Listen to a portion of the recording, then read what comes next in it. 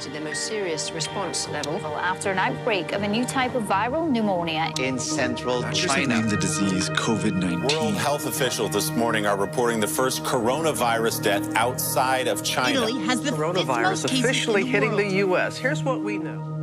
Days after the virus hit New York, on March 11th, the World Health Organization declared COVID-19 a global pandemic. To keep new cases from entering our shores, we will be suspending all travel from Europe to the United States for the next 30 days. More than 120,000 known cases in 114 countries. And things will get worse than they are right now. A national emergency.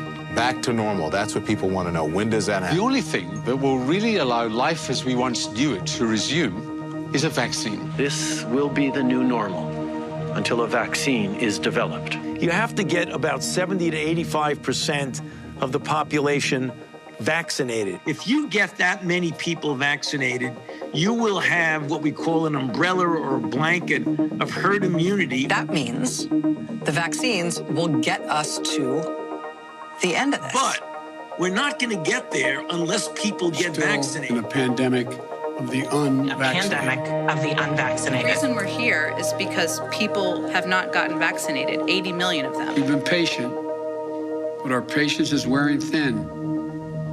And your refusal has cost all of us. Don't get the vaccine, you can't go to the supermarket. Don't have the vaccine, you can't go to the ball game. Don't have the vaccine, can't go to work. You don't have the vaccine.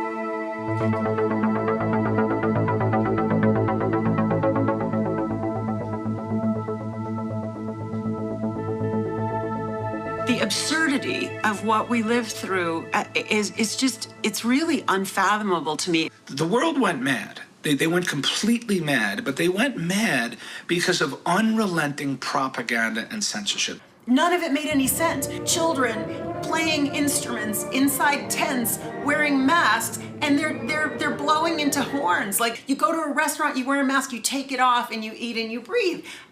None of it made sense.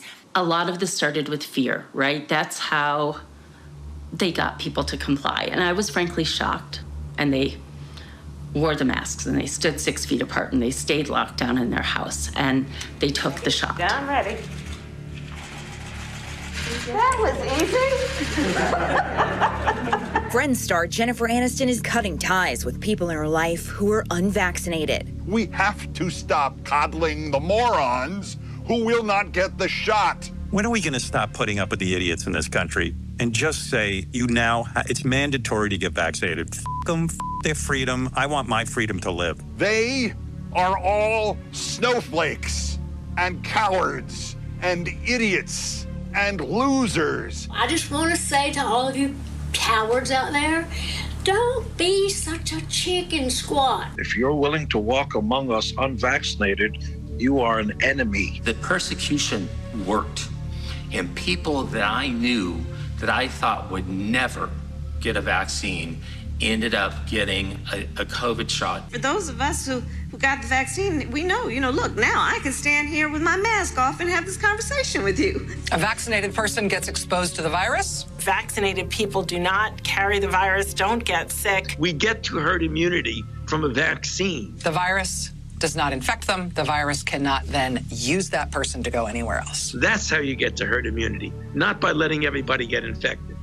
People are believing the information that they're being fed. They're not questioning it. They're trusting the sources, where it's coming from, and those sources are not to be trusted. And, prior to COVID, I trusted those sources. It's a shorter list to tell you what was true than, to tell you about all the lies. Everything was a lie about the vaccine, about the masks, about the tests, about the lockdowns, about school closures, about the safety, about the efficacy. The government was lying, the media was lying, and they're still lying.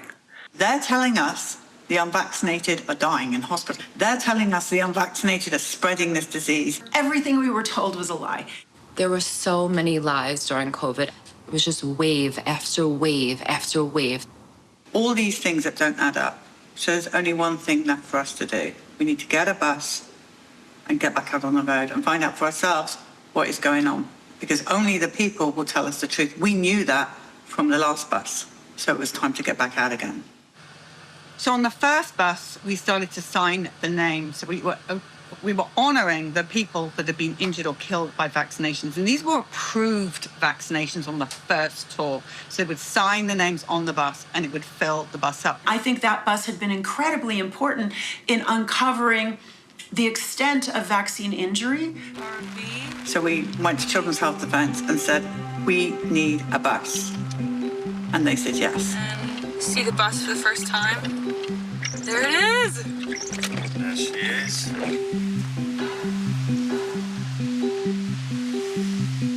And thank God for Children's Health Defence because they managed to fund the bus and were able to get out on the road. I must add, in much more style than the last bus. Are we live? Excellent. We're live here in Houston, Texas, with a huge announcement. It's a long-awaited, so much hard work behind the scenes to make this happen. So we here at Children's Health Defence are going to go back out on the road from September. We are going to push on through and speak to every single one of you. What have you been through? We are Children's Health Defence. What have your children been through COVID? Through all of the issues that we've had over these last few years, we want to hear all of your stories. So the first thing we did was we turned up at an event, and it wasn't the beginning of the tour. It was just a little surprise visit. We are live at a secret location. I cannot tell you where we are. There were droves of vaccine injured. So that's when I was thinking, okay, we really are going to go out there and hear just tons of COVID or vaccination injuries and death. You are now going to see who is going to be our number one. Come on in. Tell everyone who you are. My name is Ernest Ramirez. I'm the father of Ernesto Ramirez Jr., and I'm honored to be here with you, Polly. We're thrilled. Children's Health Defence unanimously shows you your bravery, the way you speak out about your son. Tell everybody briefly, we do know your story, but there may be some watching that do not. What happened to your son? Well, being a single parent, I was concerned with the COVID, and they lied to us, said it was safe and effective. So we went to get the vaccine, and 5 days later, after his first dose of Pfizer, he died suddenly. He just collapsed. And the government denies it. Everyone, no one wants to, admit to the wrongdoing. And I mean, it just, I was upset. I got suicidal. The good Lord put me in the path to try to protect other children. So I do this to honor my son, and I know he'd want me to protect other kids. That's the reason I do this. We have to protect one another. Yes, we do. Would you sign your son's name as number one, please, on the Children's Health Defence bus?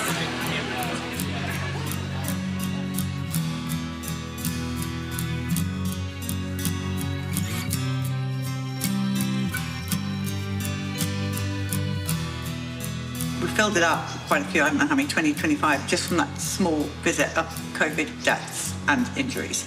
We went back, we got the bus ready, and we were ready to go. We set the tour, we had it all figured out where we were going to go, and we officially launched. So everybody, we will be live on chd.tv. Sign up for the bus alerts, and we'll be going live tomorrow with stories. We're on the road, we're going out. All right? Yeah!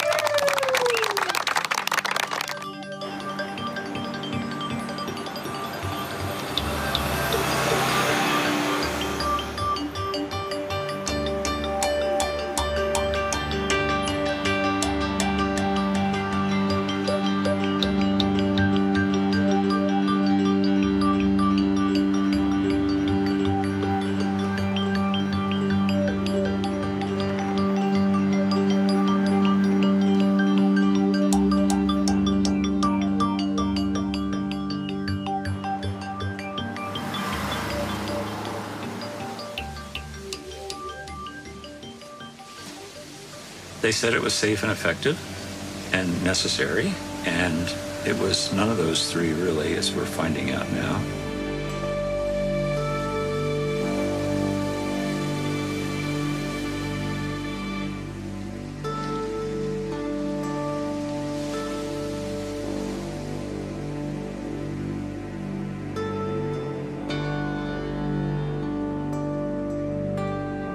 So after you get the shot, you're told to go wait in a chair for about 20 minutes. The lady's like, Natalie, you're free to go. And I was like, no. I said, no, I'm not.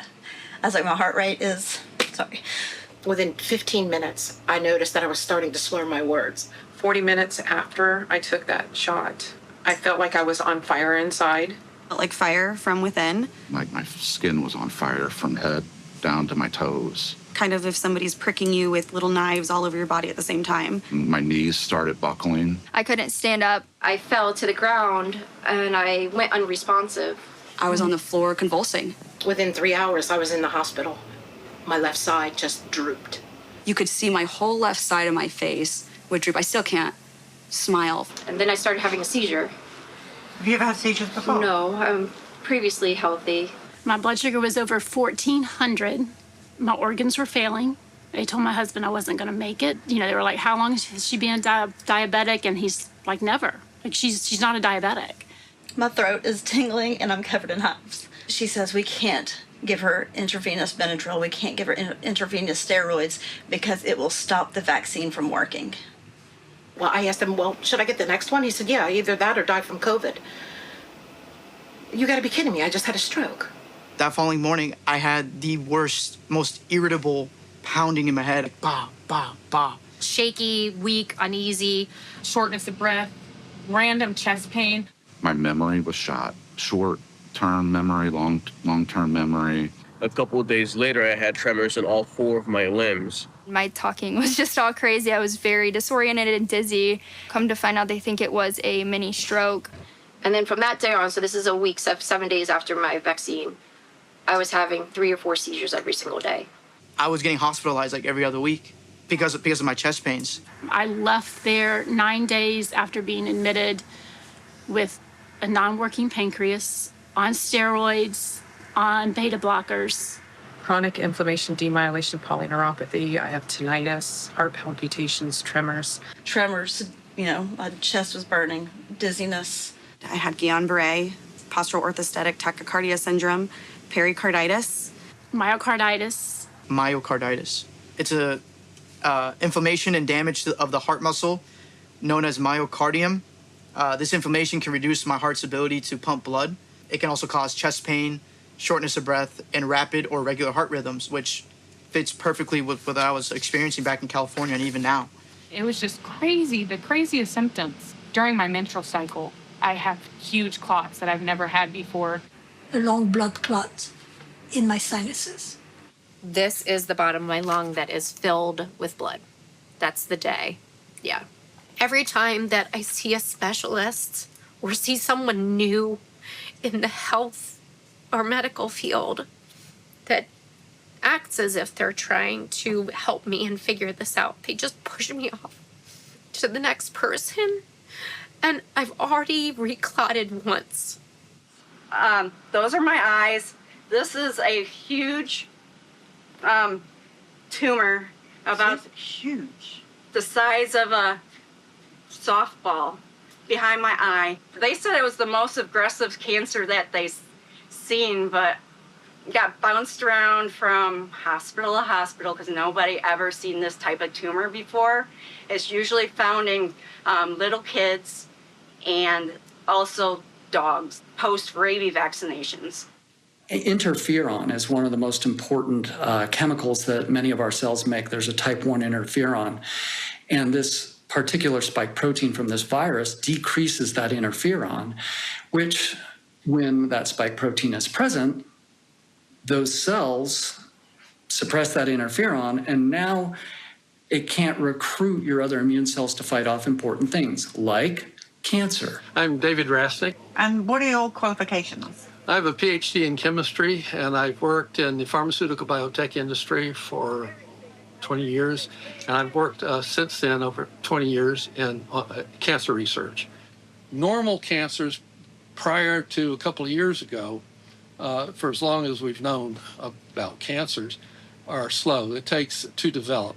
Blood cancers, typically a few years for blood cancers, and decades for solid tumors like colon cancer, breast cancer, and things like that. These mRNA and DNA vaccines, these genetic injections, are devastating the immune system. We know that's happening already, But now we're seeing a consequence of that devastated immune system. It's an acceleration of tumors that were probably already in you to begin with, were benign, probably go away on their own. You'd never know you had it.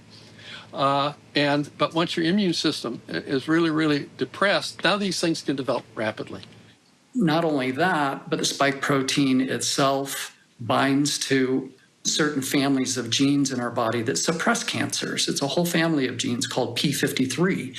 And there are several studies showing that this spike protein can bind to that tumor suppressor family, and then that tumor suppressor family can't function properly, which allows cancers to take off. We're destroying their immune systems to the point where they can't resist the cancer, and the cancer cells are now growing like they are in cell culture. They don't have anything impeding their ability to proliferate. I reported to VAERS right away in May. And again, it feels like you're just a number, and it's just a data collection. It's not even a follow-up to, see if you're okay. They get to judge. They get to judge whether or not this is my new normal, and this is what I have to fight every day. This is better than what I was before. She was in the bed for basically a year before she could actually talk and be present, because it was so bad. I mean, she would have anywhere from 15 to 30 mini seizures throughout the day. Yeah, starting to go into one. Are you having an episode right now? Yeah, of course, yeah. Do you need me to stop filming? Nah, yeah, I'm okay. I'll be all right. What else am I supposed to do? I know. Sorry. This is the life that I have now. I can't even have my grandbabies. Babysit my grandbaby. Sorry. Is he okay? Yeah, he's fine. He's just flaccid. No, his head is sonic. I can't push it back. And this is too Moderna. Yeah. So this is not a quality of life. It's when you start thinking, okay, how do I end my life? Life's different. We're fortunate, blessed that Tim is alive and, doing as good as he's doing today. And they credit that really. All of the doctors had one thing they agreed on, and that's because he was in such good health before he had the shots. I went from, squatting with a bar and 45s on each side and playing college softball to my physical therapy was me sitting on a table trying to lift my leg up. I spent 31 months sitting in an infusion center getting IVIG, that's intravenous immunoglobulins, just where I can do my everyday living. My life will never be the same ever again. It took driving away. I'm a professional photographer, and that creative niche in my brain still doesn't function at all. I just want to find someone that will help me get well and try to live the best life that I can with my family and my children. And this is about your sister? It is about my sister. Okay, tell us what happens. Take us back to when this occurred. And unfortunately, the story's really short. That's it. She takes the shot. 10 days later, she's dead. Her daughter got her heart starting. This is the hard part.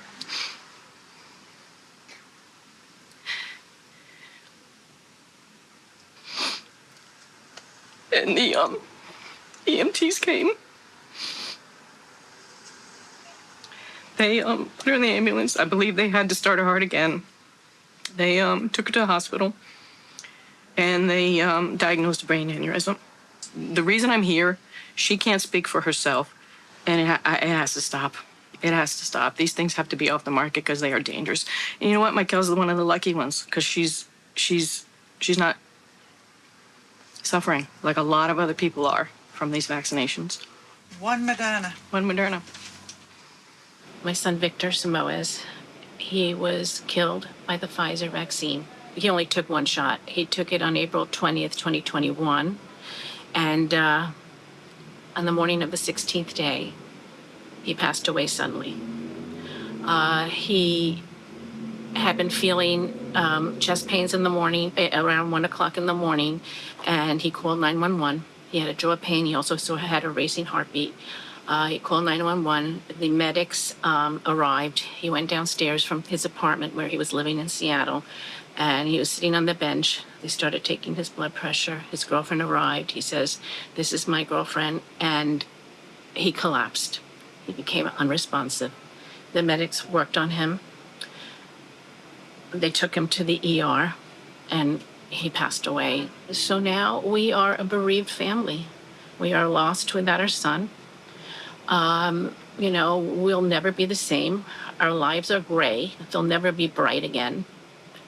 I cry every day. My husband goes to the cemetery every day. These are, people don't realize, you lose a family member, oh, move on. You don't move on. This is my stepbrother, Robert Weeks Jr. He received a shot for COVID on Friday. And His first shot? Yes, his first shot. And was found dead on Sunday. 6 or 8, 9 months before he had the J&J vax. They said, but you have to be boosted. Went to the nearby pharmacy, and all they had was the Pfizer booster. He took it on that day. He had a blood clot to the lung and died instantly. She didn't feel well at all after the booster. And about 2 days after her booster, she collapsed. Her legs were completely paralyzed. She had no feeling in her legs. And she was even incontinent. She fell on the floor and they found her face down in her own urine and feces, almost dead. I mean, she barely had a pulse. I said to the doctor, I said, "I'm begging you, please give her a chance." She had a port that went directly to her heart, and it developed an infection, and she died. My wife has passed away, and the doctors attributed her passing away to getting the vaccine. She started having heart problems. Her blood pressure kept dropping every time she would stand up. They put a pacemaker in her thinking it was her heart, but it wasn't. And everything was fine before we got the shots. Moderna. And did you take two? Two. Moderna. And here I am. This is the 4th time I've had COVID, and I got both of the shots. No boosters, but both of the shots as well. Why did I get the COVID 4 times if I got something that's supposed to stop it? So much for it working. It may kill us, but it's not helping to keep the virus out of us. I'm pretty sure the only person that can call someone home is the Lord. And these people are playing a role of God right now and taking lives, and you cannot do that. The benefit didn't outweigh anything. You can't, pick and choose, who should live, who should die, when the side effects are severe and deadly. 1,200 people died from the trial. Nobody knew. Nobody still knows about it. And justice has to be served. My husband can't go down as a statistic on a medical journal somewhere. He deserves far more. The ill that are vaccine injured deserve far more. And the people that lost their lives. That's right. Deserve more. I have really good news. Today, our nation has achieved a medical miracle. We have delivered a safe and effective vaccine in just 9 months. This is one of the greatest scientific accomplishments in history. The vaccines, let me say it again, are safe. They are safe. And they are free. And they are effective. And it is that simple. The pandemic may have begun in China, but we are ending it right here in America. People are literally being mind controlled with very sophisticated technology and subliminal programming and media persuasion, where people they really like and admire are absolutely encouraging them to do something. And they can't fathom that it could be dangerous. They just can't believe that the government would lie in a way that would kill millions of people or disable millions of people. They can't fathom that. If you hadn't been vaccine injured, or you didn't have a loved one and you understood that they were vaccine injured, you didn't know about how dangerous vaccines could be, right? Remember that for 100 years, the American public has been inculcated with these ideas: vaccines are safe and effective, vaccines are safe and effective, vaccines are safe and effective. And the information about vaccine injury had been censored for a long time. Most Americans and most people around the world would have had no idea that if you got a vaccine, you could become paralyzed, you could have a stroke, you could have a neurodegenerative injury, you could die. Most people would not enter into their consciousness that it could be that severe.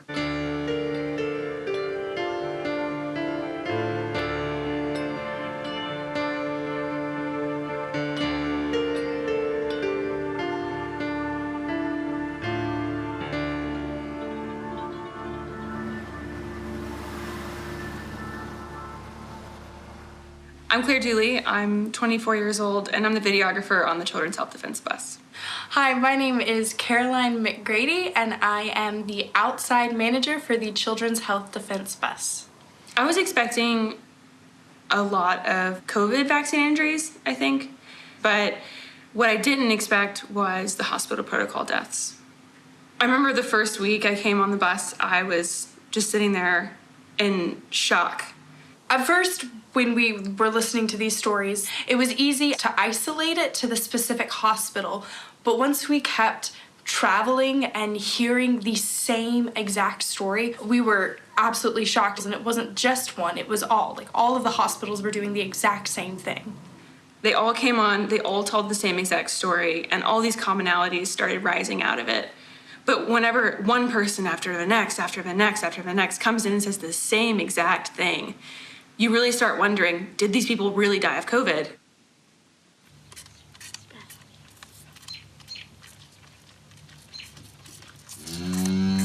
You're doing a great job, Grace.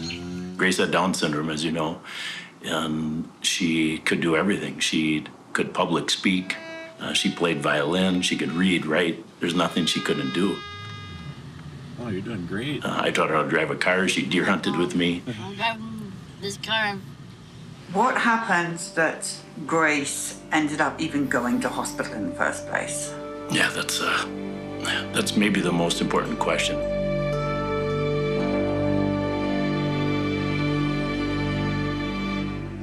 What happened is on the morning of October 6th, Grace's oxygen saturation dropped to 88%.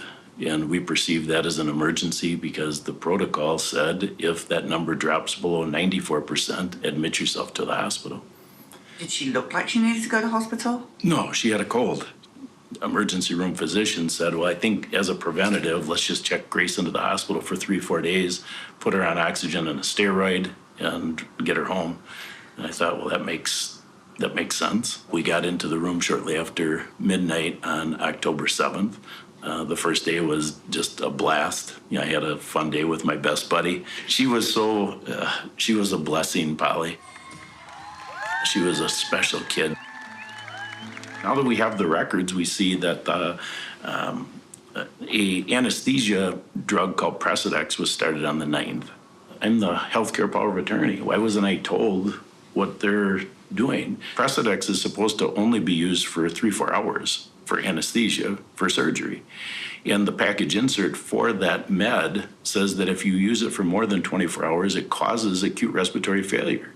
And if you look at Grace's death certificate, go all the way to October 13th, and their death certificate says first cause of death, acute respiratory failure with hypoxemia. So it's a cause and effect for using Precedex for more than 24 hours. She was on Precedex from October 9th through 6:37 p.m. the day of her death. That's 5 full days. I'm a medical coder. And what does that mean? You look at medical records, every kind of medical record, all the diagnostics. You take that information and you put it into a code, which goes to insurance, and that's how hospitals and physicians get paid. So if I do my job right, then the physician and the hospital make the most money, and they don't get sued for fraud.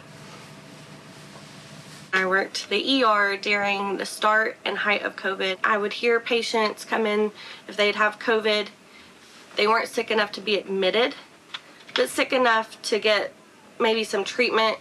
I knew doctors were doing steroids occasionally just to help with some of the respiratory and coughing. But I would hear doctors say, sorry, there's no treatment. There's nothing we can do for you. By probably August or September, we started to see the waves of patients coming in with this respiratory illness. Even then, because I think the hospitals were trying to avoid overcrowding the system, that we were not admitting patients like we should have. And so I think that was kind of the first look into how we could have done things differently, because these patients still had respiratory symptoms, but they were not severe enough. So they were being sent home and told to come back when symptoms got worse or they were unable to breathe. What was happening in the hospital was we stopped treating people. We essentially told everyone to stay home, right, and not come into the hospital. And then within the next, so many days of patients being sent back home, they were coming back to the hospital system in such bad shape. The ones that were coming through the door were immediately, put on a ventilator, different protocols were being utilized, and we started to notice very quickly that the success rate of these patients getting better was next to zero. Did he have one of those things on his finger to test the oxygen level? He did, yes. Yeah, our primary care doctor told him that if it gets below 88 to go into the emergency room for supplemental oxygen. So the big difference came in that my husband's pulse ox dropped really low. They took his vitals and his oxygen was 91, and they told us that we need to go to the hospital. His oxygen was like in the 80s, so I was like, okay, now I panicked. She didn't want to go to a hospital, but like so many other people, we didn't know what else to do. We were following the guidelines at the time as far as when your oxygen reaches a certain point, you should go in. I didn't know, and no one told us that he could have just had oxygen at the house. He was having slight chest tightness. If you can't breathe, go to the hospital. That was all they told him. He wasn't improving, and it got low enough to the point that we needed to go to the hospital. And on the 7th, I finally said, I think that we need to go to the hospital. And this was a hospital that we had doctored at for 30 years. We had our babies there. Let's get you to the hospital. Let's nip this in the bud. Let's get better. We can come home. And the doctor literally that was treating him said, stay out of the hospital because they're killing people. So I was on the phone with my daughter at the time. She was in Savannah, Georgia. And she said, Mother, you've got to call 911. And my husband is hearing us talk, and he said, no, don't call 911. If they take me to the hospital, they will kill me. And so I made the worst decision of my entire life. I called 911. The last time I saw her was 5 days after that appointment with the doctor. And when she was heading out the driveway, I could see her face through the back window, lying on the gurney. As they were headed to the hospital, they wouldn't let me go with her. And I met her at the ambulance bay back by the ER. I never thought that was going to be the last day that I saw her. I called and said, when, can I come and see you? No, you can't even come to the hospital at all. Did you get to see your son at any point at all? Not at all. They didn't allow us in the hospital because they said of COVID, but when he passed, they let us in the hospital with all the COVID patients. At the time, the hospital, of course, wasn't allowing anybody in as support or to advocate for her. Okay, well, we need to go ahead and admit him. You have to leave. I said, I want to bring my kids in. We'll wait in the lobby or whatever. No, you have to leave. We're going to admit him. So I'm all alone. I have no advocate, no family, and that is unbelievable to be in a hospital like that situation. Yeah, and you weren't allowed to have anyone there. And you might be sleeping, you're feverish, you're weak. It's just a very scary time. We were so quick to put him in that, we didn't hug him or kiss him. I should have been somebody should have been allowed to be with him, at all times. They told me, you can't see me longer, tell him bye.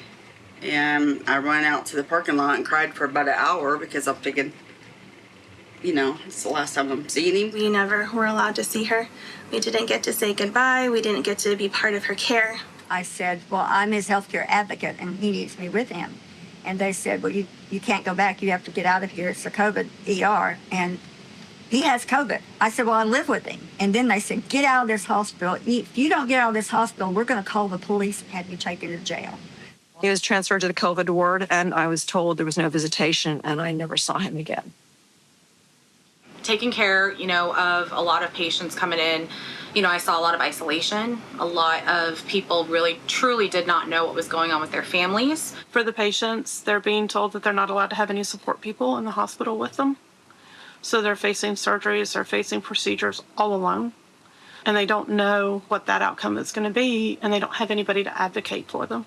I didn't notice right away the harm of these protocols until I had to tell family members that they couldn't come to the bedside of their dying loved ones. That, to me, was a crime against humanity and a violation of my oath that I knew right away should not have been happening. We isolate people in prison. We put them in the brig when they've done something wrong to torture them. And that's what I felt like I was being forced to do when I had to tell my patients' family members when they couldn't come into the hospital to be near their dying loved ones. Nobody contacted us for a while. We kept trying to call, My one sister's the only vaccinated one, and they would only talk to her because they didn't say this, but she was the vaccinated one. I'm the healthcare proxy. They had my information, and they wouldn't communicate with me. They were just going through my mother and my sister. He asked to talk to his wife. The nurse said, I'll have her call you. She called back in 2 seconds, and they said, he can't talk. He doesn't want to talk.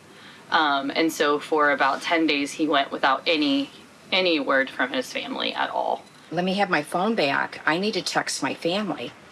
And so I text my husband, oh my God, they've come in to put me to sleep and on the ventilator. And I could tell I had no choice. I don't know how I could tell, but I could tell. And I couldn't swing my legs out of the bed and get out of there, to be honest. I don't think I could have by then. So I told my family, please find out, please pray for me. I love you all. And so I said, can I wait for a reply? Because she grabbed my phone again. I mean, she was adamant about getting this phone out of my hands and getting it in the closet in my purse. And she said, no, there's no time. So she takes my phone and she turns it off because I saw that emergency, like when you swipe it off. And she put it in the closet. They hadn't given her water all day or food. She was like, water, I need water. She kept repeating that, and they refused to give it to her. Oh, no, she's not going to get water. Well, what do you mean, no, she's not going to get water? No, she's not going to get water. It's the protocol. Why was she not allowed water? Well, they said it was the protocol. They said that it was because she had COVID, that COVID patients don't do well with fluids. She was in the hospital for 10 days. She was never fed. She was never bathed. She was never turned. Yeah. On the 10th day, they decided to try to feed her. Well, then Mikey, his son, took him some lunch, probably around noon, some food. And he said what she brought him for breakfast was still sitting on the security guard's desk downstairs. He was hungry. He was thirsty. He was texting his wife he was hungry. He was thirsty. They did not care. They stopped food 5 days before the event because they know that what they were going to do. I don't know if they fed him. He wasn't fed. He received no nutrition. The only fluids he was getting was through an IV. She wasn't getting water. She wasn't getting food because I would beg them for water every day. We didn't know. We brought her for care, and she was murdered. You can't survive on 13 and a half cups of water in 11 days. It's not possible. The ones that are still able to text their loved ones are asking for water. I need water. Isn't that one of the first things you do when someone's sick, is hydrate them? And then at some point, okay, we're going to give her something just to calm her down. She has pain. So they suggested morphine, and I thought, well, morphine. So then my sister says it's okay, it's for pain. So, okay, it's for pain. But she said, but be on the lookout and watch out if they try to give it too frequently. And then if they increase the dosage, then there's a problem and an indication that they're trying to expedite the patient's death. So she's a hospice nurse. Yes. Lorazepam, which is a benzo, fentanyl, which is an opiate, propofol. They administered fentanyl, and the amount of drugs that were being pumped into his body, I knew. We found out after his death that he was given tons of antipsychotic medication. While he was in there, he was on medication that sedated him. None of this was asked to us as his family. Fentanyl morphine. He was literally on Precedex when I look in the medical records. You're only supposed to be on that for 24 hours. He was on it, I believe, his entire stay. 70 different medications that I counted. 30 different other drugs in 13 days. And then he would get anxiety. Well, why did he get anxiety? Because you just told him he's probably going to die. So they use that as an excuse then to get them Ativan and other anxiety drugs. Fentanyl, they hit him on propofol. Had him on fentanyl, propofol. He was on sedatives, paralytics, and he was pretty much like that for 9 days. He was sedated. They gave him Ativan a few hours before they ventilated him, and that's around the time he got the Ativan is where in his records that he has notes that they, were saying he's unaware of the risks to be intubated. So I don't know how you can have informed consent if you're drugged. And so then I told her I wanted him to have ivermectin. I wanted them to do the FLCCC protocol. And she said, I don't know what that is, but we don't do it. And I said, what do you do? And she said, well, we give remdesivir. And I said, well, do not give it to my husband. And she said, why not? And I said, because it kills people.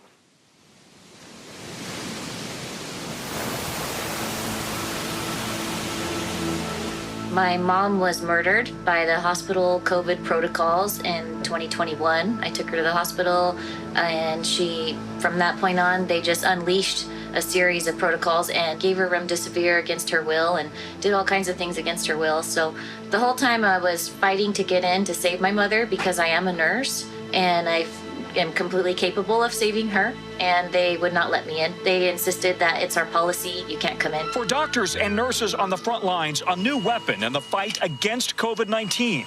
An antiviral medication proven effective in clinical trials. Dr. Fauci announced the breakthrough at the White House. The data shows that remdesivir has a clear-cut, significant, positive effect in diminishing the time to recovery.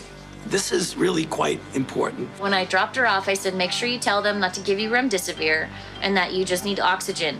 So when she got to the hospital, they put 2 liters of oxygen on her on just a simple nasal cannula, and her SATs went up to like 95%. So I was like, okay, she's gonna be fine. She just needs oxygen. She'll be there a couple days and then she'll be better and she'll come home.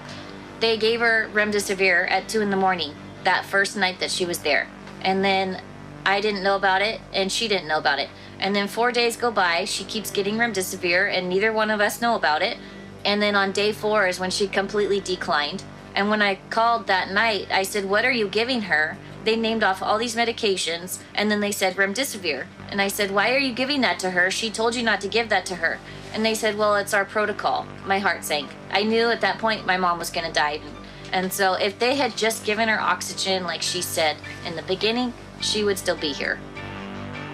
The combination of remdesivir and being intubated, definitely. I mean, we're talking about Sedatives. And sedatives, setting them up. These patients many of them were intubated and put on remdesivir. They had developed kidney failure from the remdesivir fairly quickly, and 80% of these patients never made it home. After a few doses, it'll cause kidney failure and liver failure, and you fill up with fluid, and then you're sentenced to a respirator, and then you end up in the morgue most of the time. And they said to my husband, the only hope is remdesivir and a vent. And I was like, no, that's not happening. I said, you gave me a terminal diagnosis. I would like the right to try ivermectin and hydroxychloroquine and budesonide. And I want my priest to be allowed to come in here to give me my final sacraments. No to both. And they said, I will let your priest come in if you agree to remdesivir. So he negotiated. And I said, get the priest in quick. Get the priest in very quick. He came the next day with first thing, and gave me my sacraments. He blessed the room. And I knew that if she got the spiritual uplift from that it would give her the strength to move forward no matter what happened. Did they give you more remdesivir then? Just the 1 dose. I never feared dying of COVID. I feared being murdered in the hospital at that point. They gave him remdesivir, but not just 5 days. They gave him 10 days worth of remdesivir, even though he had no kidney issues. I found out what he was on. They said remdesivir. I said, take him off immediately. That doctor promised me that he took my son off that medicine until the last day. And then he said that his kidneys were closing down. And I said, I thought you took him off. And he said he was on the full dose. A few days later, they started telling me that they're watching his kidneys closely. And I was like, well, why are we watching his kidneys? You know, he didn't go in with any kidney problems. Did you give him remdesivir? And they wouldn't answer me. We started prescribing it, and the hospital had a protocol about remdesivir.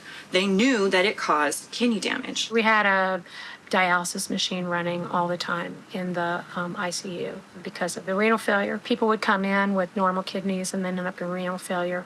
That could have been remdesivir, it could have been renal injury from dehydration and lots of things, but protocols. It looked like protocols because it was so consistent. It was consistently happening. We had several new dialysis patients admitted to our clinic who had been hospitalized with COVID. And they were told in the hospital that COVID had shut down their kidneys.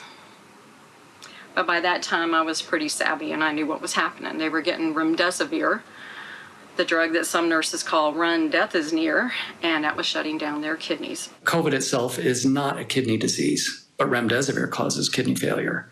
In animal trials, a third of animals receiving remdesivir had kidney failure and then organ failure. My patients seemed to decline after remdesivir, especially after more than 2 doses. They all ended up with kidney failure within a few days. So were you with her when she died? In the last 15 minutes. They finally let me in the last 15 minutes. My mom was beautiful. She was 6 feet tall. She was about 180 pounds, redhead, curly hair, vibrant.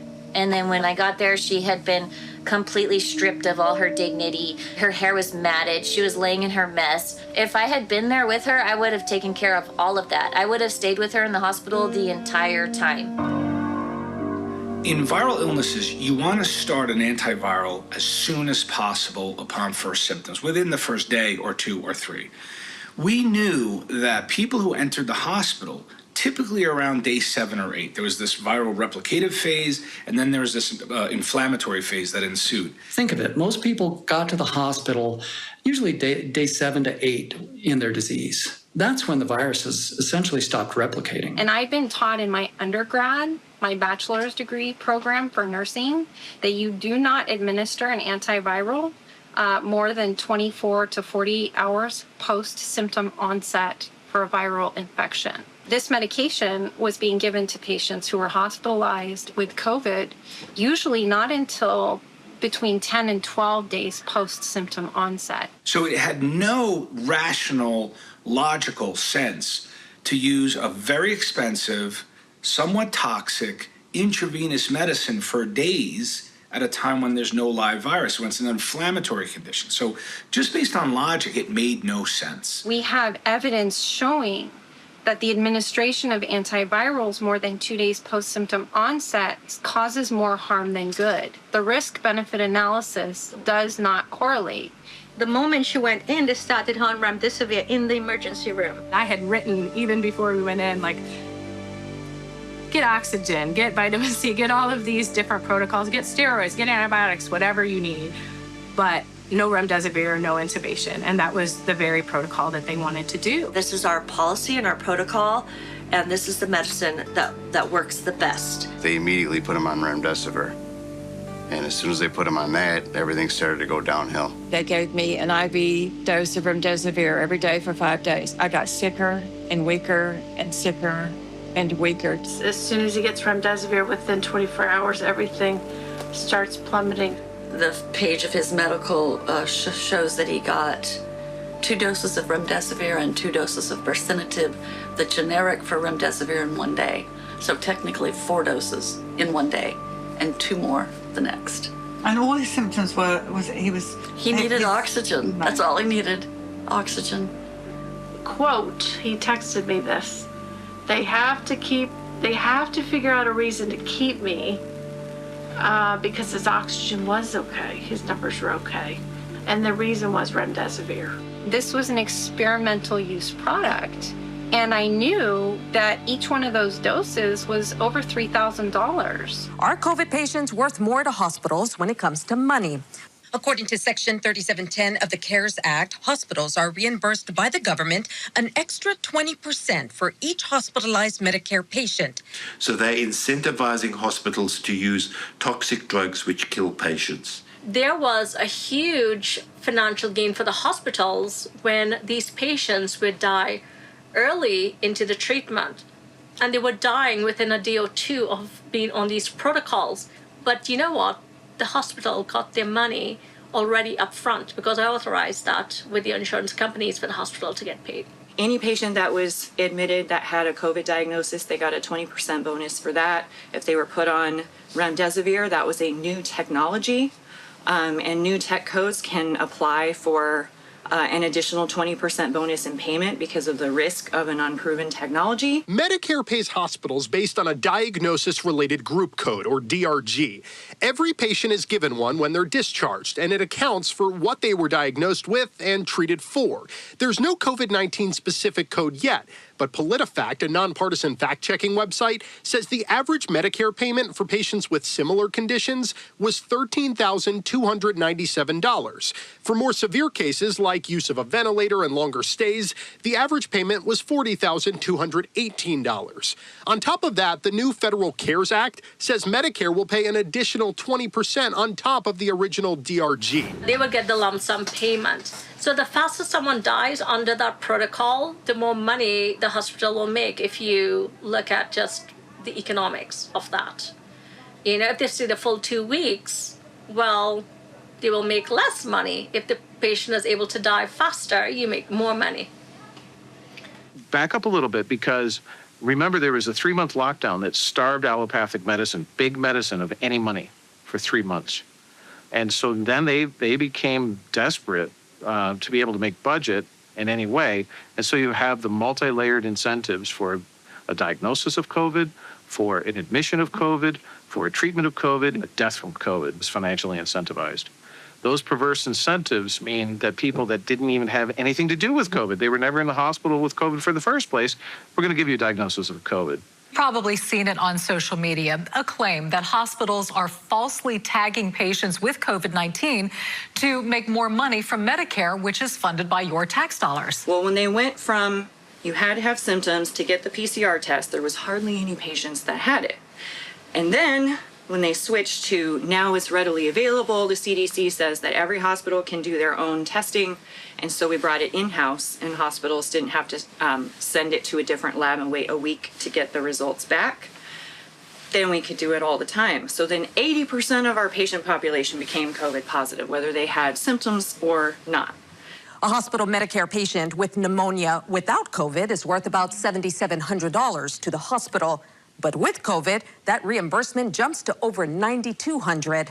A Medicare patient with acute respiratory distress syndrome requiring a ventilator, without COVID, the bill, $34,000.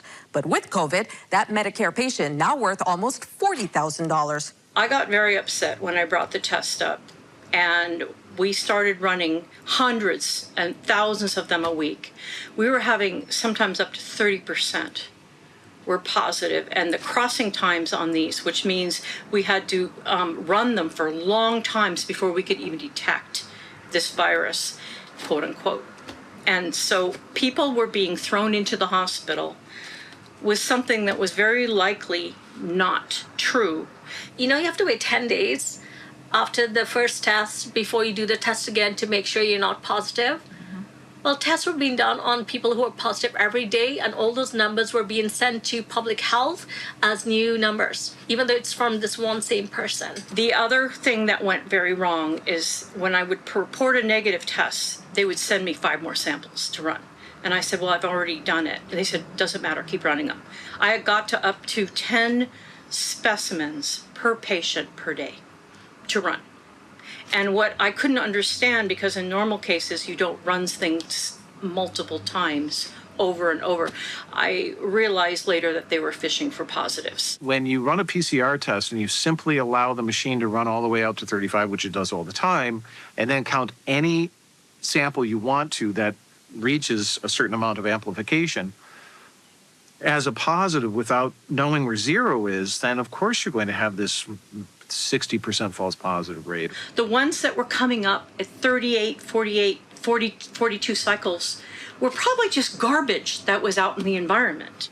And the doctors would even put in the documentation, I don't understand this. It's like the patient doesn't have anything I can treat. I keep doing the PCR test. It keeps coming up positive, and they have nothing wrong, and that would happen. They would do like 6, 7, 8 tests, and it would be positive, but the patient would have nothing wrong with them, and the doctor would be really confused. Sometimes they would do 4 or 5 tests, and they would get a bunch of negatives, and then they would get 1 positive, and they would take the positive and then treat the patient for COVID. I watched people who came in who all of a sudden got a positive PCR test. When they ran their cortisol levels, they went through the roof. These people, and when your cortisol goes up, your immune system plummets. People were literally being scared to death. And they pressured people to get on ventilators too, because that upped the money count. The data shows that remdesivir has a clear-cut, significant positive effect in diminishing the time to recovery. There's numerous trials showing that it had no benefit at all. And the thing about the evidence base for remdesivir, if you separate out the trials that were done by independent, non-pharmaceutical industry conflicted investigators, you find no benefit. The only ones showing benefit are those with high conflicts of interest with the pharmaceutical industry. And what's interesting is the NIH panel of something like 23 so-called voting experts. I think something like 18 of the experts had financial ties to Gilead. So that's called a conflict of interest. That means, we're interested in the money and not in patients. The primary endpoint was the time to recovery, namely the ability to be discharged. Well, first of all, I'm glad you brought up remdesivir, horrible drug. I mean, unfortunately, I used it in the beginning because I didn't know any better, and that was with the accepted drug. But it was in November of 2020, the World Health Association actually put out a warning saying that the remdesivir was dangerous for liver disease and kidney shutdown. And in the U.S., somehow that was ignored. Remdesivir brought in $873 million for Gilead in the quarter. The World Health Organization, a number of doctors in an article in the British Medical Journal did say that they do not recommend remdesivir, and that is Gilead Sciences treatment that we know has been used in hospitals. Interim results from the trial now show that the other 2 drugs in the trial, remdesivir and interferon, have little or no effect in preventing death from COVID-19 or reducing time in hospital. This will be the standard of care, the standard of care, the standard of care.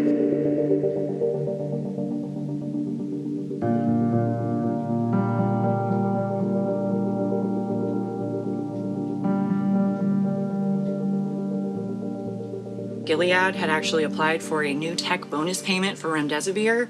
So the new code was created for remdesivir in April.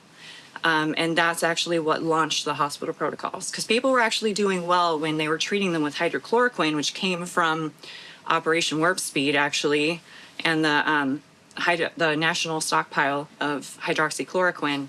Hospitals got a free donation of that, like right at the end of March. And then 3 days later, a few days later, April 1st, the new diagnosis came out. The bonus for remdesivir came out, and it was like a line in the sand. We stopped azithromycin and hydroxychloroquine, and we went straight to remdesivir, where we got the bonus. According to the Journal of the American Medical Association, the bonus gives hospitals an incentive to use the medications because prior to COVID, hospitals were not typically reimbursed by Medicare for these expensive drugs.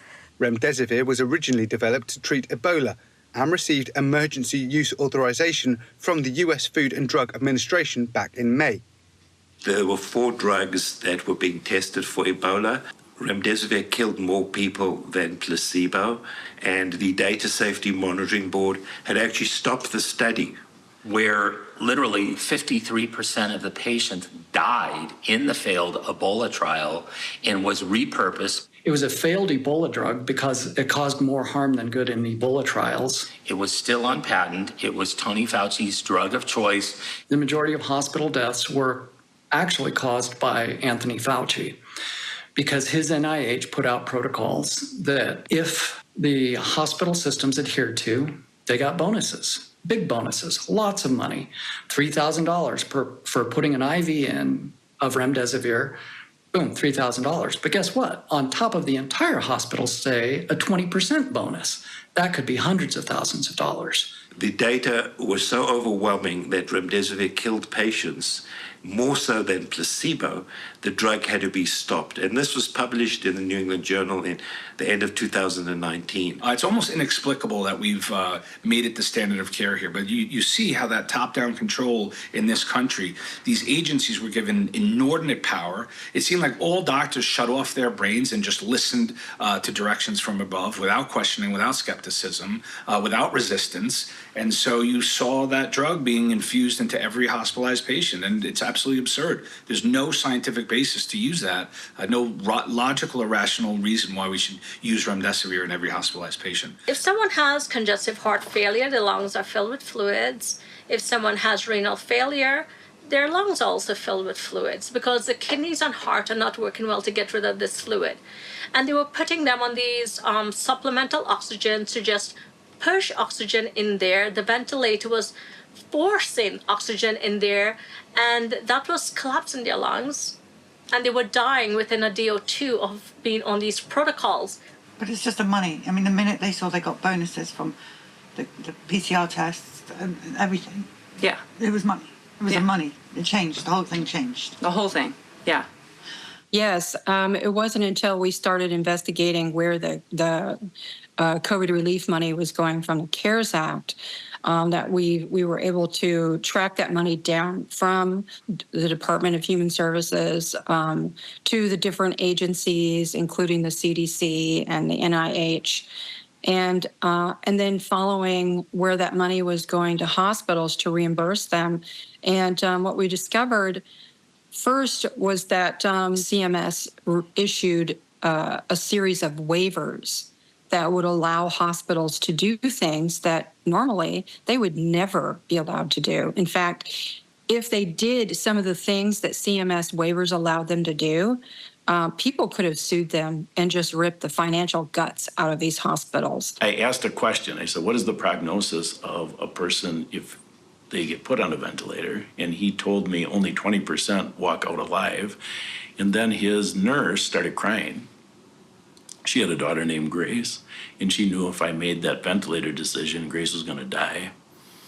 And he said to me, isn't a 20% chance better than no chance?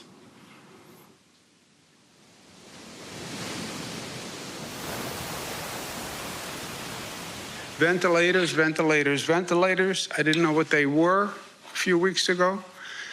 Besides the cursory knowledge, I know too much about ventilators now. We discovered through that research into the waivers something called DRGs, which are diagnosis-related groups.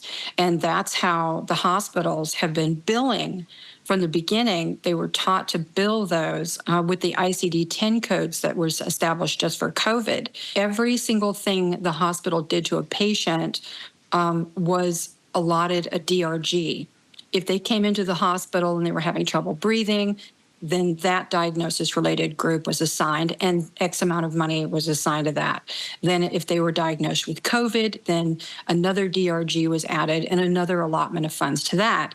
Sometimes hundreds of DRGs for every patient, and every one of them paid premium dollars to the hospitals. And, when people first started talking about, the hospitals would get paid X amount of money for ventilators, that was just sort of hyperbole for a while until we actually found the DRG that proved it. And that's when we found all the DRGs that paid out all the big bucks for everything they did to people, sometimes up to $1 million a patient. He was intending on her being ventilated because he knew that if she was ventilated, their hospital stood to gain money upon her death. She said, I want out of this hospital. You guys are killing me. I want out of here. They would not sign her papers to leave the hospital. They wanted her ventilated. They wanted her to die at the hospital. The third day in there, they put him on a ventilator. And my research shows that most of the hospitals got between $300,000 and $400,000 from the COVID funds for using a ventilator. So as I view it, a patient that is designated COVID will bring that hospital a medical administration between $1 million and $5 million. They tortured him for 71 days. Every day they pestered me that she need to go on the vent. They said, it's just for a little bit, she's not going to be on it for long. And I asked that if this was your child, would you put her on a vent? And he said yes. And that convinced me that if the doctor would do it to his child, it would be okay for me to do it. We've had so many stories, I was telling you, and they're horrific. Yeah. I mean, horrific. Yeah. Can you tell us what you saw when you were in there? What I saw was everyone in the intensive care unit most everyone in the intensive care unit was on the ventilator. There was talk among all the nurses that those that did go on vents just never came off of them alive. And that was just the general consensus among everybody, that you don't put your loved ones on a vent if you can help it. Within the first 6 to 7 months, I heard in the hospital, please don't put these patients on a ventilator because then they have a 50-50 chance of ever getting off again.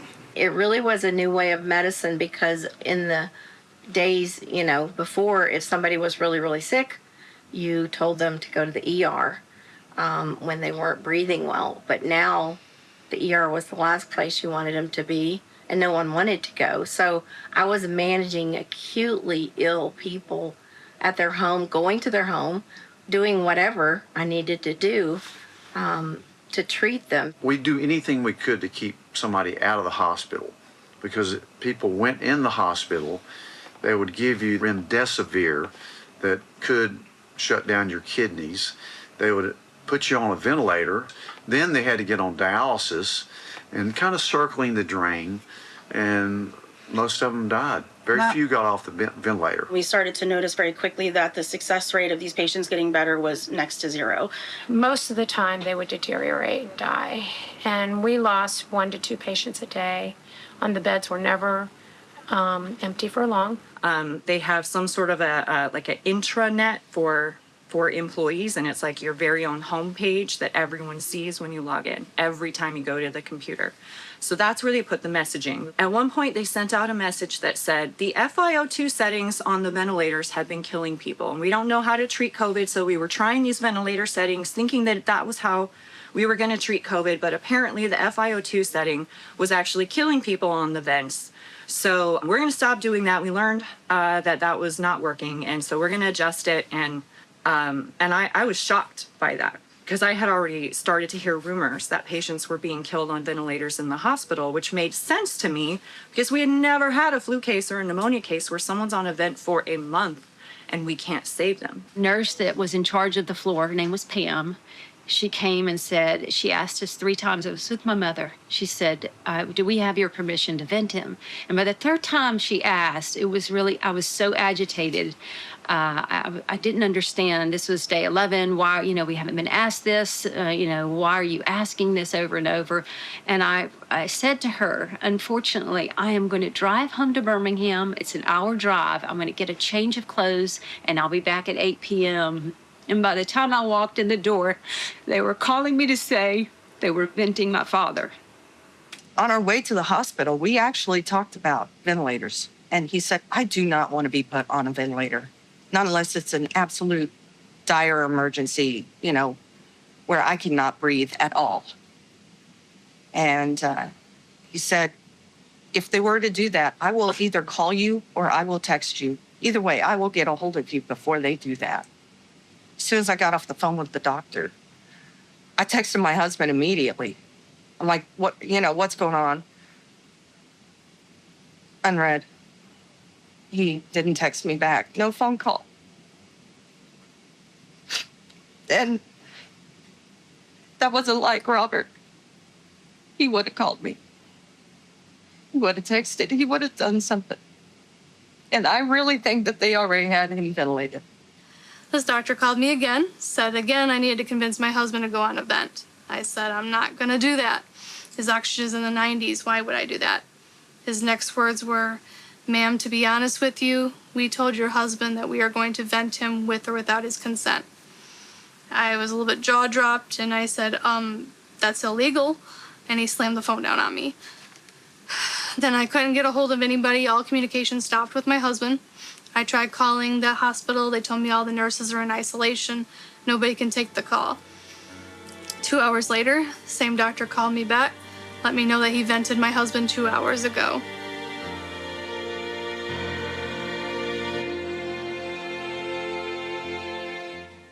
They were asking us to let him go.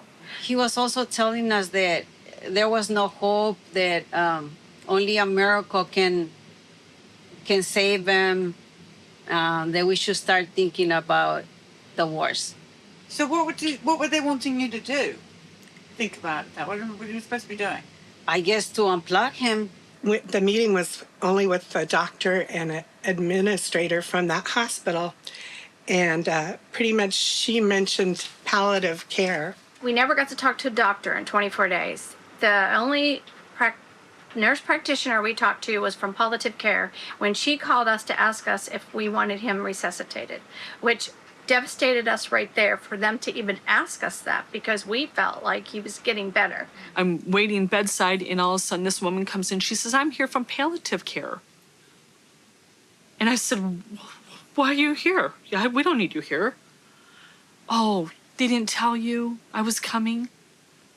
And they wanted us to remove care. And we had already decided we're absolutely not doing that. Like, if God wants to take him home, that can happen, but we're not removing care.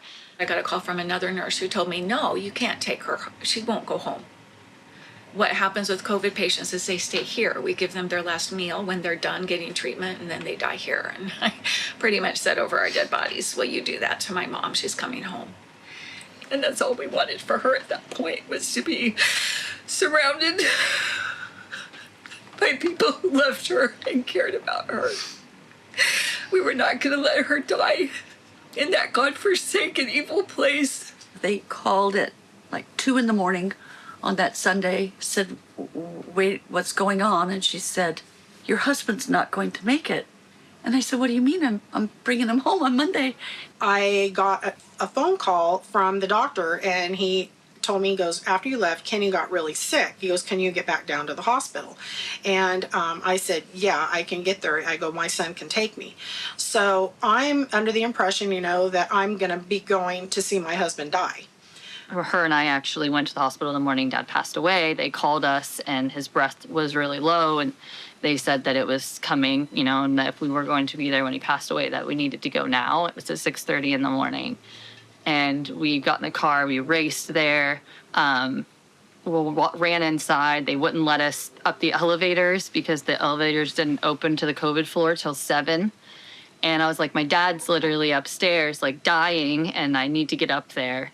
And they were like, you're gonna have to go a different route. And so they rerouted us through the hospital, and in the time they did that, we missed his last breath by 2 minutes. Oh, sorry. So we walked into the room 2 minutes after he had gone. I walk in the room, and there's my husband laying there dead.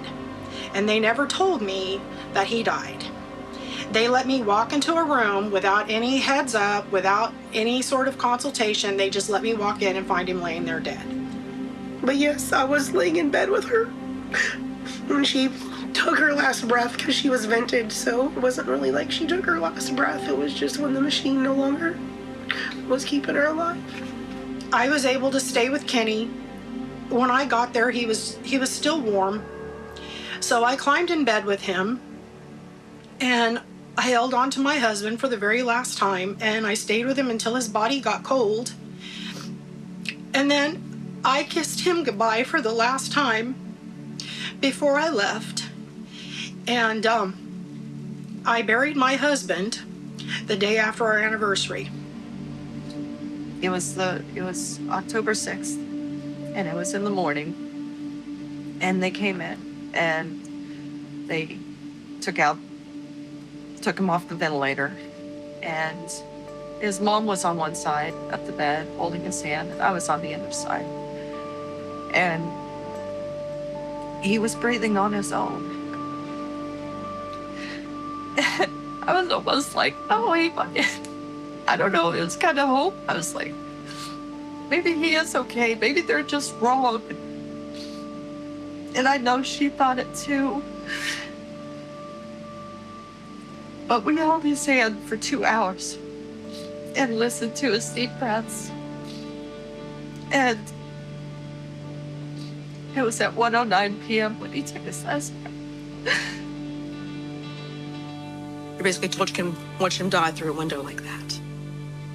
I don't know any spouse that can do that, any child or parent that can do that.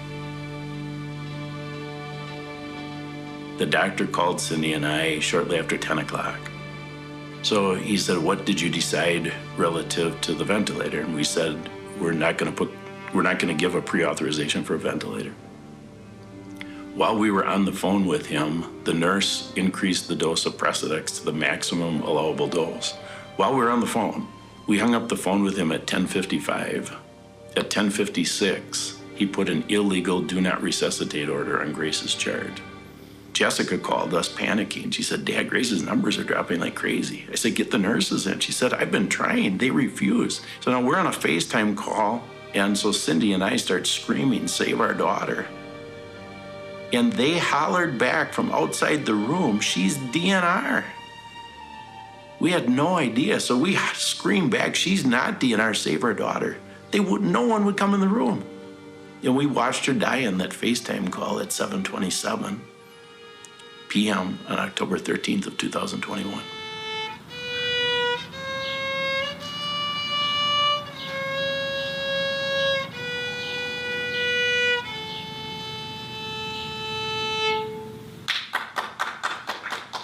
The Washington Post is reporting that some hospitals across the country are considering a do not resuscitate kind of universal policy for virus patients. One Chicagoan hospital says they want to implement it regardless of the wishes of the patient or their family members. Mm-hmm. First off, the survival rate of people who have a cardiac arrest in the hospital is very low. Because remember, you've been monitoring the patient the whole time. So if they actually have their heart stop or they stop breathing, you sort of knew they were already pretty sick. So if you're not going to save that many and you're going to expose a lot of people, which will take them out of the system of helping others, it's an idea that in a war zone you would consider. Personally, it's going to be very difficult for me as a practicing doctor to disregard the wishes of a patient or their family and let them die if I have the tools. When it was time for my father to die in the hospital, they only allowed 2 people to go up there. So he died alone. My father died alone in the worst possible way. And it's horrible because there's no accountability and the guilt and regrets is left to us. You brought your loved one to somewhere that they were supposed to get help. Well, he told me he loved me when I left the hospital, but the last thing I heard him say, actually, was when the doctor had called me to tell me that they had to intubate him, and I heard her say, what did you want me to tell your wife? And I heard him in a very strong voice, and this is supposedly with oxygen levels in the 50s, but in a very strong voice, he said, tell her I'm trying. The last words he said to me was, I love you. And that was on the Tuesday after we admitted him on Monday. I never really got to talk to him again after that. My kids were talking to him, and he was saying something, but they will not put the phone close to his mouth so I can hear him, what he was saying. So that bothers me till today, that I do not know what he told me, what was his last word to me or to us. What was the last thing your daughter said to you? Mommy, don't leave me. Mommy, stay. And I waited till she fell asleep, and I kissed her. They put me on speakerphone with my husband. I told him that I loved him, not to be afraid. And he said, I love you. He said, I love you twice, and that's the last I ever talked to him.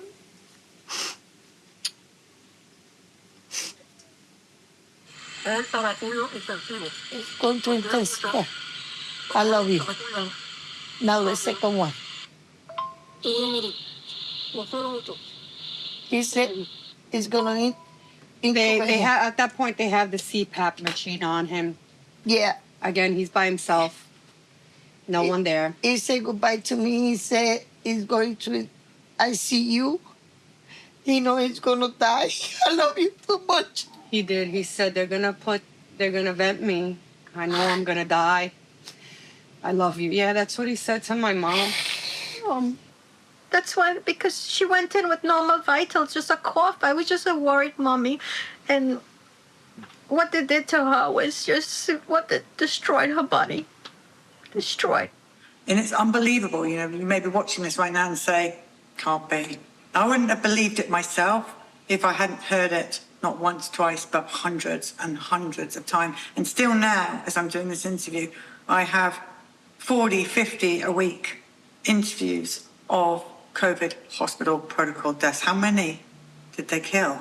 This is huge. This is mass murder on a level that is difficult to comprehend. And then he calls me at 7:30 in the morning the next day, and he says, we have oxygen. We have an oxygen concentrator, 2 of them. I have the means to take care of you. I'm gonna come up there and take you out home hospice, and I'm gonna try to save your life. Do you wanna go? And I said, heck yeah. If I stay here, I am a dead woman. My husband comes up there with a letter, a cease and desist letter from our attorney. They argued with me. A sergeant She's told in the me hospital. she's in the hospital. She She's doesn't fine. need a welfare check. She's fine. He said, they're gonna have to tase me and drag me out of here. I'm not leaving without you. And when they first started telling you to get out, you looked at him, you said, I'm not going anywhere. You're not gonna kill my wife. She is not your guinea pig. Finally, these 2 doctors came in. She said, he can't take care of you. He can't manage your oxygen.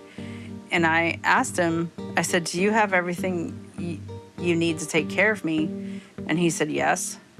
And I told her, I said, I trust my husband, and I'm gonna go home with him today because I would rather die at his hands, him trying to save me, than be murdered at yours.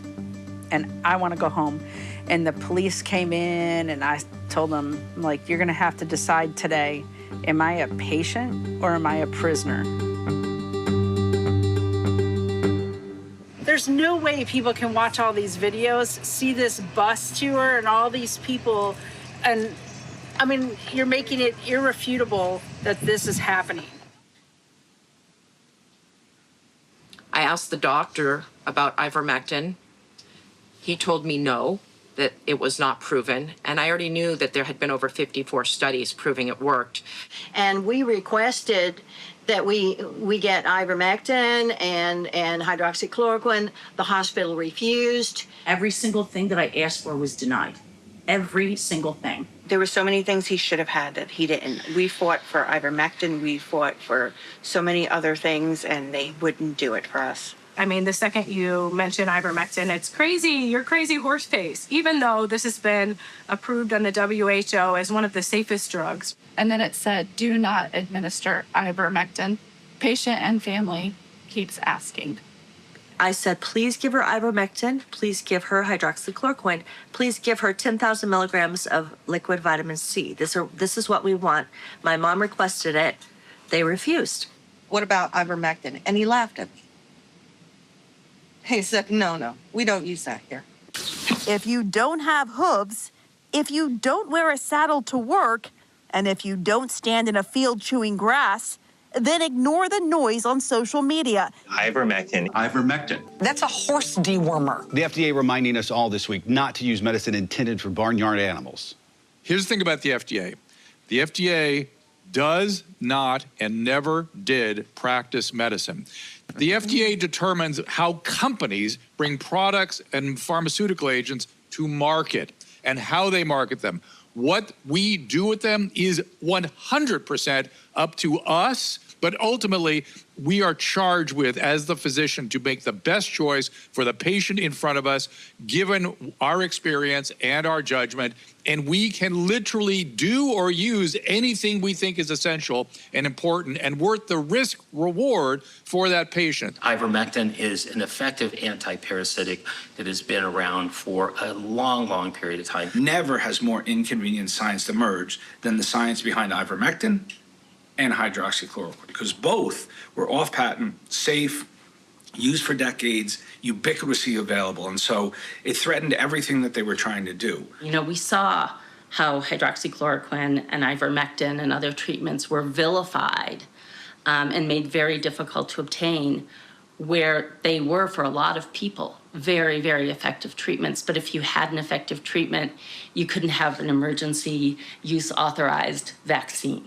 The powers that be, the Tony Fauci's of the world, were prohibiting those therapies to come forward, because if there was an effective therapy, then there was no way you could get new patented drugs, biologics, and vaccines approved under emergency use authorization. So emergency use authorization means that something, it could be a treatment, it could be a vaccine, it could be something else, they are being put into an emergency context, that they have not been licensed, that they are not absolutely known to be effective. They may be effective. And it also means that they're subject to the 2005 PrEP Act, the Emergency Preparedness Act. And basically, one of the most important things is it means you can't sue the manufacturer, you can't sue the doctor that prescribed it, and you can't sue the government officials that made these things happen. It was wickedly successful. They pulled every trick in that playbook. And by the way, that playbook was invented by the tobacco industry in the 1950s, when science was starting to emerge that was inconvenient to the tobacco industry in terms of cancer and all the harms that tobacco was causing. And so they did that for 50 years, trying to convince the world that tobacco was safe. They used doctors. You know, my favorite cigarette is Camel. Yes, according to this survey, more doctors smoke Camels than any other cigarette. And I saw the same thing, but in reverse with ivermectin. They politicized it and demonized it, and many, many, many people died needless deaths because they didn't know of its efficacy. Opponents say the science behind ivermectin is clear. In fact, we've been sent a demonstration of just how it defends your bloodstream from the virus. Don't do it. There's no evidence whatsoever that that works, and it could potentially have toxicity, as you just mentioned, with people who have gone to poison control centers because they've taken the drug at a ridiculous dose and wind up getting sick. There's no clinical evidence that indicates that this works. That's not stopping popular podcaster Joe Rogan from pushing the drug, in fact, crediting it with helping him recover quickly from coronavirus. More breaking news this evening. Joe Rogan, an extremely popular podcaster, announced on social media today that he has COVID. Turns out I got COVID. So we immediately threw the kitchen sink at it. All kinds of meds, monoclonal antibodies, ivermectin. One of those drugs he mentioned, ivermectin, is something more often used to deworm horses. Well. If it isn't old horseworm Rogan. I'm glad you're well, man. Bro, do I have to sue CNN?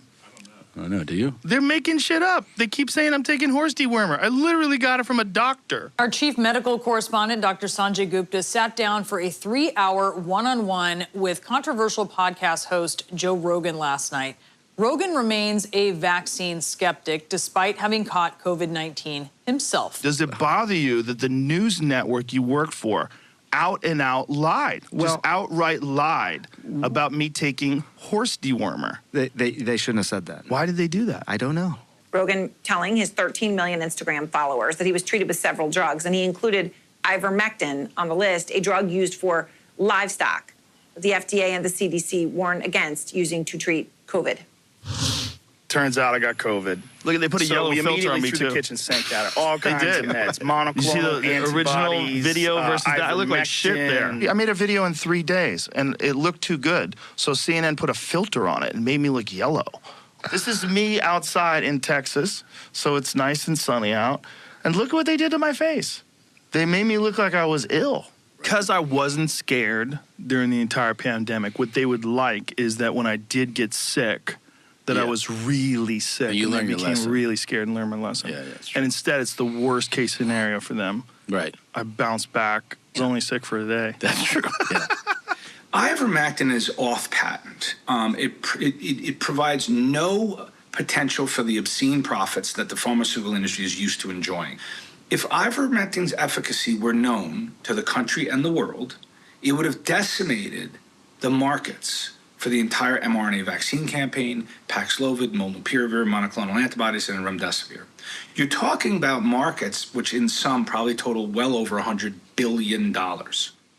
I told people from probably April on, don't go to the hospital. They're killing people in there. Stay away. I don't know what's wrong. I didn't know what was doing it. I honestly didn't know it was the vents. I didn't know it was the remdesivir until I looked into it later and I was able to kind of connect all the dots. But I knew they were killing people. So the patients were undertreated, mistreated, maltreated, and died because of money. And it boils down to that. It really boils down to that. These were fundamental violations of human rights. Face it, those that were in hospitals during that time were sitting ducks for, whatever therapy could be foisted on them by hospital administrators who were lining their pockets at the same time. I'm adamant that, we could never go down this road again where the FDA and the CDC and our politicians and big pharma and et cetera push protocols on us that are not only don't work, but that actually harm, injure, and even kill patients. We failed as a society. We failed as a medical community. We were misguided by government agencies, the NIH, the FDA, the CDC, and especially misguided by money and protocols. You are not a protocol. You are a human being. You have individual needs.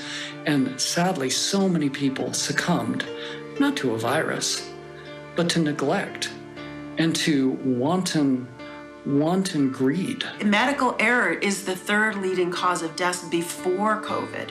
So hospitals have always been dangerous places. Mistakes are made. Over-medication happens all the time. Drug interactions. Surgeries are botched. The shift people don't communicate. There's always risks in hospitals. But during COVID, they became killing fields. The people are saying that their loved ones were killed in hospitals with the COVID protocol, and that should never have happened, obviously. Do you believe them? 100%. I knew they were killing people. I knew they were killing people in the hospital. I would cry myself to sleep at night. Even thinking about giving my speech today, sorry, there was so much death. It was almost unbearable. Hospitals became the place where people go to die instead of the place where people go to get better. They separated newborns from their moms. They let people die alone without being able to say goodbye.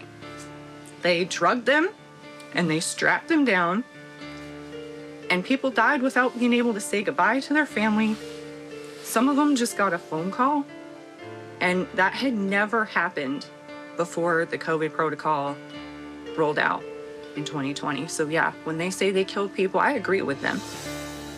Thank God for those brave nurses that spoke about the disgustingness that went on in the hospital, because they really validated what the parents and the people who lost loved ones were saying. Many lost their licenses. I'm told they would never work in the healthcare again because of spreading misinformation, but they were just telling us simply what they saw. I really think about the heroes who worked inside the hospitals who helped us. And some of them actually snuck patients out the back door of the hospitals. And the nurses knew, because the doctor would write candidate for LTC at the top of the chart. And they knew that that patient was going to be there until a COVID test came back positive.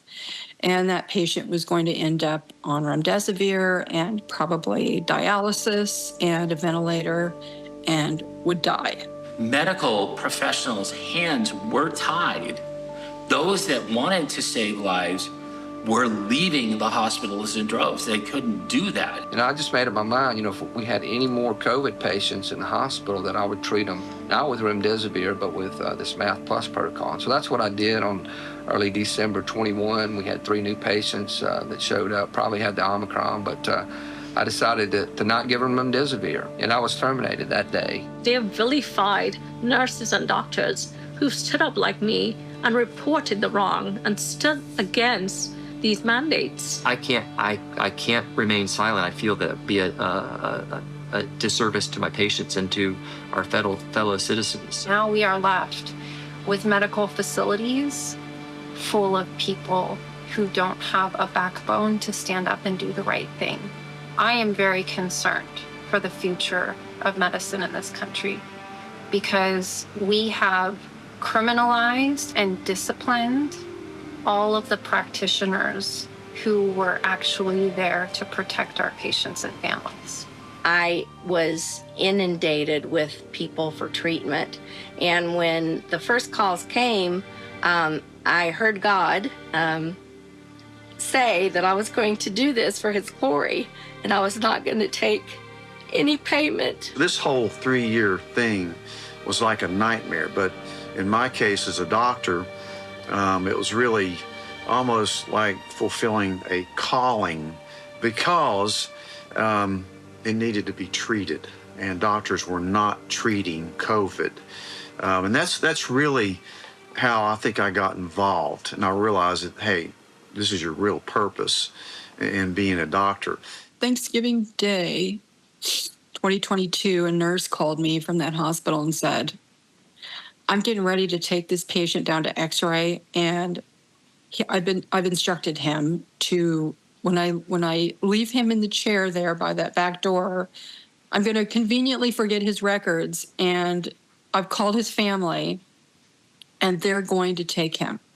He's going to go out the back door, and he's going to get in the car, and he's going to leave, and we are not going to know where this guy went because he needs to live. And his family picked him up, and they immediately took him home. And we had a doctor working in the area who treated him at home, and he survived. And that's the kind of heroes there were.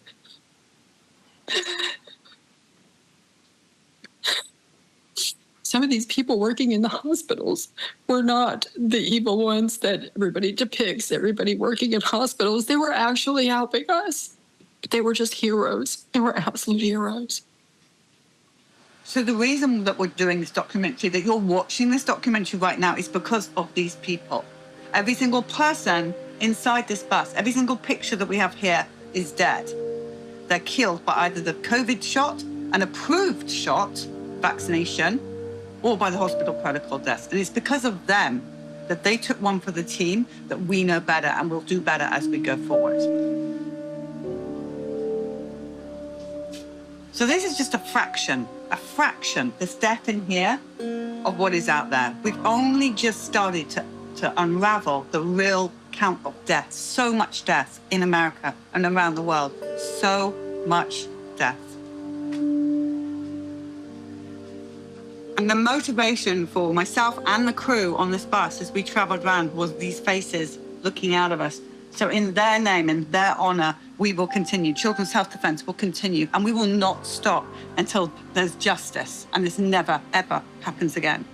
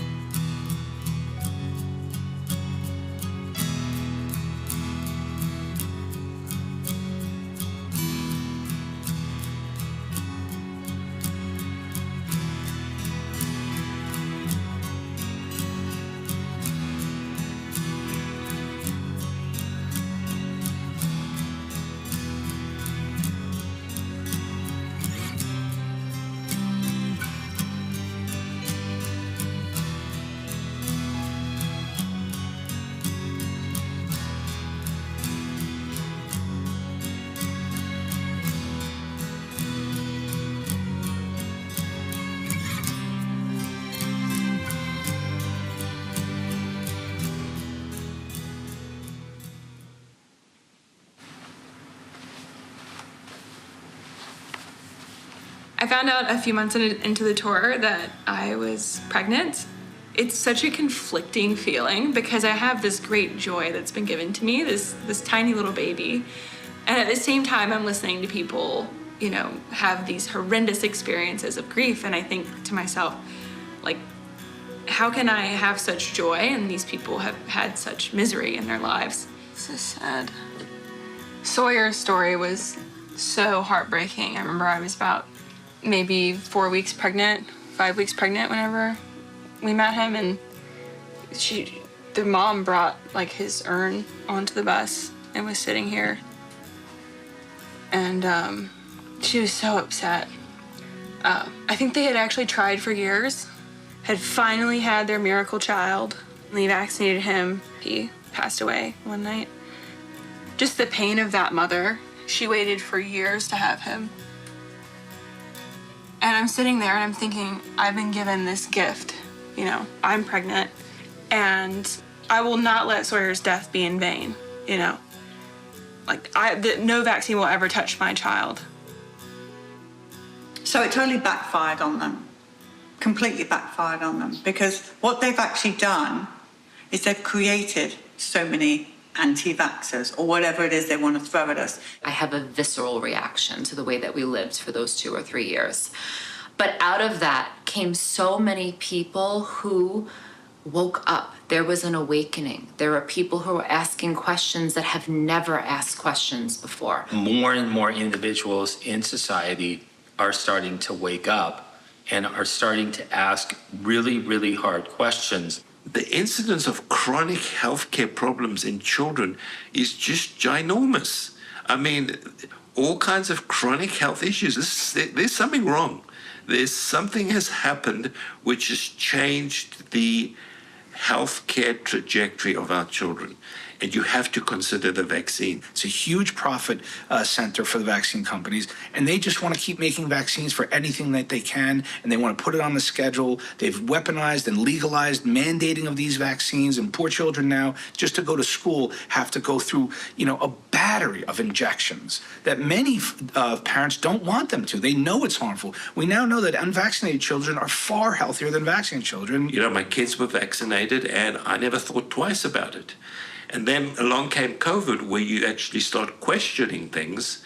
And now I realize there's none of these childhood vaccines has ever undergone a placebo-controlled trial. We don't know how effective they are. We don't know how safe they are. And I certainly would give great pause, if I had my time again, great pause to vaccinating my children. Are you done with vaccinations now and no more? Are we done? Oh, absolutely no more. Any pandemic, future one? Any scaremongering? Any job? Would either of you ever take any kind of vaccination ever again? No. No. Do you think there is such a thing as a safe and effective vaccine out there? I'm skeptical now about most vaccines. I'm 69. I'll never take another vaccine. On a weekly basis, I see 4 to 8 people who have suffered an adverse event from the vaccines. Personally, I would not. Have you seen the health of the unvaccinated? Yes. That to me is the most interesting, to actually find populations of totally unvaccinated people and then comparing them to the rest of us. It's quite astonishing. I've seen and read too much now. Don't think so. And wow, that's just since COVID began. Thank you. Well, welcome to our side. Thank you. Welcome to Saving Babies. We just had our first granddaughter, first grandchild. Yeah. Talk about giving a new baby, what would you do? I kind of feel like we were given a new You've just been given one, yeah. Yeah, and like, please. So you're fairly new to all of this. My blinders came off in March of 2020 because of COVID, because of some of the things I was seeing. I live in a very different world than I lived in 4 years ago, that's for sure. I'm praying that our kids are heeding this warning, because that's one of the biggest regrets I have is ever taking a vaccine or allowing my son to be vaccinated. If I can't be transparent and honest and truthful with my patients, I need to get out of here. I'm going to go do something else. I'm going to join him in the real estate business. That's what you want? No, I'm not going to sit there and lie. No, thank you. told Loren, I said, the way things were going, I would rather deliver pizzas than continue in the same model that I was in, not harming a child. So, Make sure those pizzas are organic. yes, gluten-free. Otherwise, we will be harming the children. Right. Is there anything that would make you take a vaccination of any kind ever again? They would have to kill me. Nothing. Nothing would make me take it. My view on vaccines has completely changed. If you were holding a newborn baby that was for you now, would you give your baby anything? They would get not one single childhood vaccine, period, full stop, end of story. They would be completely unvaccinated.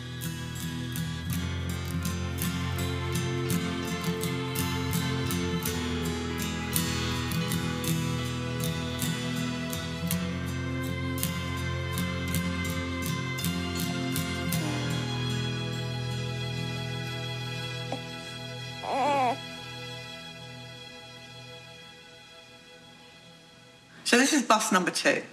Bus number 1 is full. Can't get another name on it. Bus number 2 is full. So how many buses is it going to take? Everybody needs to know what we have seen on the Children's Health Defense Bus. As I've said, what happened during COVID could not have happened without propaganda and censorship. And how do we overcome that propaganda and censorship? It's primarily through people not being willing to shut up. Silence is compliance. That's how they get us to comply, is by keeping us afraid and silent. It's so important to be telling women my age who are about to go in to getting married, to having children, about the dangers of vaccines. This is what happened to my father. This is what happened to my daughter. This is what happened to my cousin. We're trying to raise awareness. We're trying to remember the ones that we've lost in a way to honor them. By telling our story, we're hoping that we can prevent this from happening to other people. If enough people stand up and say, we did that the last pandemic, we're not going to do it this pandemic. We are 8 billion people against a few thousand control oligarchs. We will win this. We will be able to dictate the terms of how we want to live. This is such an important time for us to document this because the future generations need to know what happened. Time is now for us to join forces and go forward and fight this because we will win this. This human experience ties us together. But if you don't use your voice, then we can't. What's a choir? Beautiful voices singing together. And you need to add your voice to those other voices so those symphonic chords can reach more of humanity. People will listen if you speak in a kind manner. Use your voice for good in the world.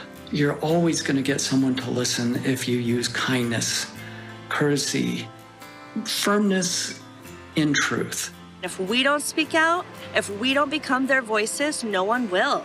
So this gives me so much hope that they're not forgotten, they did not die in vain, and that we can save people, and that we can change the tide. We can bring a voice to the silent Holocaust, and we can end it so that this will never happen again. Everyone's voice is important.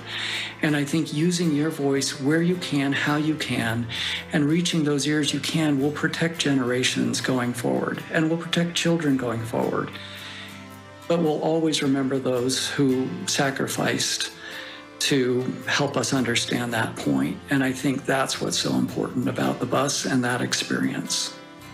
Well, I think the bus is an incredible monument to the human spirit. I think it's a monument to the compassion, Polly, of you and of the team who are on the bus, to listen to people's stories, to sympathize with the people who came. And it's a monument to the truth. Like I've been saying, we're up against propaganda and censorship that has nothing to do with truth. It has to do with some people seeking power and control. So telling the truth is a revolutionary act. And showing compassion and love for people is a revolutionary act. And that's what the bus is.